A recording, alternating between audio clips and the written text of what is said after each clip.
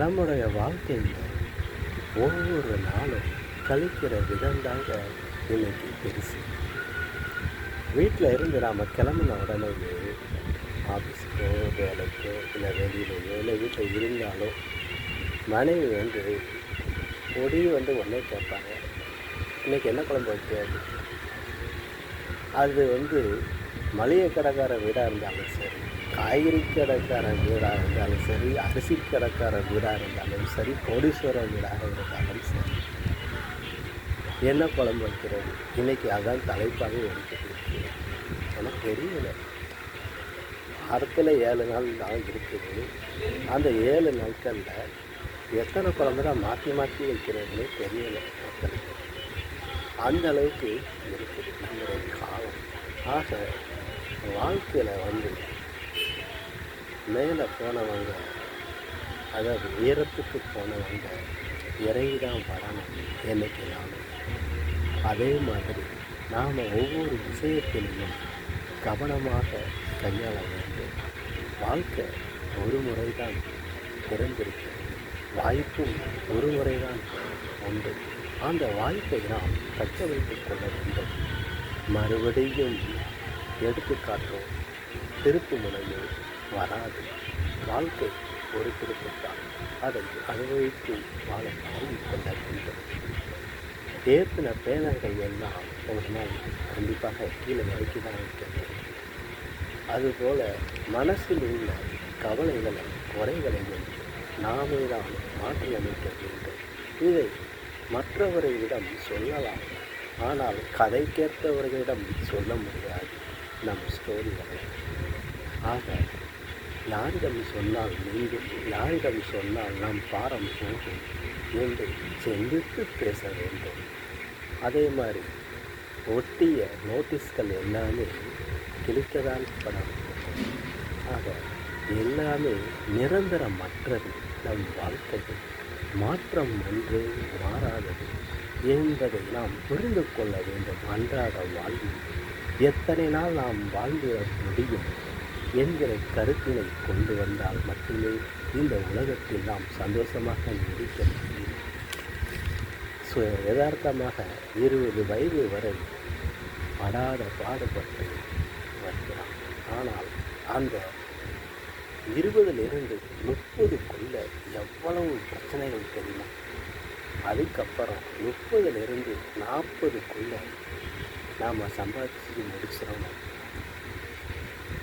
அந்த 40லிருந்து 50க்குள்ள நமக்கு என்னெல்லாம் வேண்டும் அது எல்லாமே எடுத்து வச்சிடணும். 50லிருந்து 60க்குள்ள நம்முடைய சொந்தங்களை எல்லாம் அரவணைத்து கொண்டு போக வேண்டும். 60லிருந்து 70க்குள்ள அவங்க சொல்கிறத நாம் கேட்குற நிலைமை வரும். 70 to 80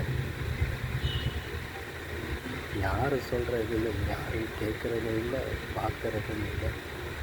தன்னைத்தானே பேச வைத்துக் கொள்கிறது இந்த உலகம். 80லிருந்து 90க்குள்ள சொல்ல முடியல, அந்த அளவுக்கு இருக்கிற வாழ்க்கை. ஆக நாம் வாழும் வாழ்க்கையை சந்தோஷமாக கழிக்க வேண்டும். போனது தான். இன்றைக்கி தங்கம் விற்கிற விலையை பார்த்தீங்கன்னா 9,380 ரூபாய் ஒரு கிராம் தங்கம் விலை. அப்படி இருக்கும்போது நம் பாமரமற்ற மக்கள் எப்படி வாங்க முடியும்? பாமரமற்ற மக்கள் மட்டும்தான் வாங்க முடியுமா? நாம் தான் வாங்க முடியுமா? நீங்கள் தான் வாங்க முடியுமா? யார் தான் வாங்குவது? ஏறத்தாழ 30 ஆண்டுகளுக்கு முன்பு பூமியும் விலை கம்மியாகத்தான் இருந்தது, தங்கமும் விலை கம்மியாகத்தான் இருந்தது. 430 ரூபாய் ஒரு கிராம் தங்கம்.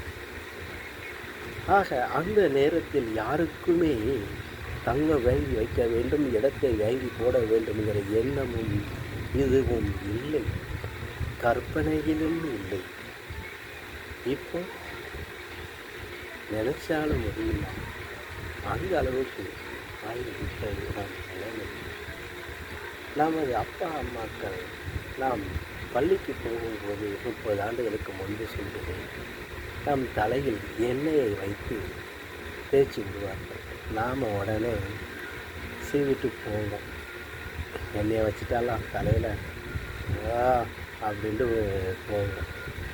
அங்கே போனோடனே அங்கே 2 பேர் ஏய் விளக்கெண்ணெய் வருது அப்படின்பா. இன்னொருத்தன் வலிஞ்சது ஒன்று வருது, ஒன்று தாரோடு வருது அப்படின்பா. ஆனால் இதை எல்லாம் பொருட்படுத்தாமல் நமக்கு அந்த நேரத்தில் எந்த நோயாது இருந்துச்சான்னு பார்த்தா மேக்ஸிமம் அந்த 30 வருஷம் வந்துக்கிட்டே பாருங்களேன் இருக்கேன். அந்த ஓடணும் ஜாடணும் ஒரு சந்தோஷம் எல்லார் தலையிலையும் என்ன வைப்பாங்க. ஆனால் இன்னைக்கு 2025 ஜூன் மாதம் 29ஆம் தேதி ஆகுது. இன்னைக்கு எத்தனை பேர் தலையில் இன்றைக்கி என்ன வச்சுருக்காங்க சொல்லலாம். எண்ணெய் வைக்காத தலைகள் தான் இன்று அதிகமாக இருக்கிறது. கேட்டால் காற்றுல அப்படி சில்லுன்னு பறக்கணும் முடி. எண்ணெய் வைக்கவே கூடாது. இந்த எண்ணெய் வைக்காதனால என்னென்ன பிரச்சனைகள் அப்படின்னு பார்க்கும்போது ரத்தம், உஷ்ணம், உடம்பு பிடிப்பு, கண்கள் பாதிப்பு, இப்படி சொல்லிக்கிட்டே போகலாம். அந்த எண்ணெயின் மகிமையை வாரத்துக்கு ஒரு முறை எண்ணெய் தேய்த்து குளிப்பதும் எதனால் இப்படி அடிக்கிட்டே போனால் நமது உடலில் கலாச்சாரம் எல்லாமே மாறி போய்விட்டது. இப்போது எல்லாருமே பயப்படுறது என்னமோ இந்த mobile phone, Android mobile phone வந்ததுலேருந்து எல்லாரும் பயப்படுறாங்க. இன்றைக்கி ஒரு பொண்ணு பார்க்க வந்திருக்கிறாங்க அப்படின்னா பொண்ணை பார்த்துட்டு மாப்பிள்ளை வீட்டுக்கு போயிருப்பாங்களோ இல்லையோ அதுக்கு முன்னக்கூட்டி வாட்ஸ்அப்பு அந்த வீட்டுக்கு போயிருக்கோம். மாப்பிள்ளை சரியில்லை அப்படின்ட்டு, இல்லை பொண்ணு நல்லா இருக்கு இப்படிங்கிற இன்ஃபர்மேஷன் நொடிப்பொழுதில் போய்கிறது. ஆக இந்த ஆண்ட்ராய்டு மொபைல் மூலமாக இதில் தவறுகளும் இருக்கிறது, நல்லது இருக்கிறது. ஆனால் நிறைய பேர் கெட்டதுக்கே பயன்படுத்தி வருகிறார்கள். இதன் மூலமாக நிறைய பேர் தண்டிப்புக்கு ஆளாகிறார்கள், கசப்புக்கும் ஆளாகிறார்கள். ஆக அந்த காலத்தில் அந்த சாதா மொபைலு கூட கண்ணுக்கு தெரியாது. எங்கேயோ ஒரு மூலையை யாரோ ஒரு நாள் வச்சுருப்பாங்க. மேக்ஸிமம் லேண்ட்லைன் ஒரு வீட்டில் இருந்தாலே அவங்க வீட்டில் ஒரு நல்ல வசதியான ஃபேமிலியான வீடு அப்படின்னு சொல்லுவாங்க. அதுக்கு முன்னக்கூட்டி டிவி இருந்தாலே அந்த வீடு நல்ல வசதிகளை முடிஞ்சு போவாங்க. அதுக்கு முன்னக்கூட்டி அவங்க வீட்டில் ஒரு சேர், அதாவது நாற்காலி டேபிள் இருந்தாலே பணக்காரங்கன்னு சொல்லுவாங்க. அதுக்கு முன்னாடி இப்படியே சொல்லிக்கிட்டே போனால் அந்த வீட்டில் காப்பி கொடுத்துட்டாலே அந்த வீடு பணக்காரங்கன்னு சொல்லுவாங்க.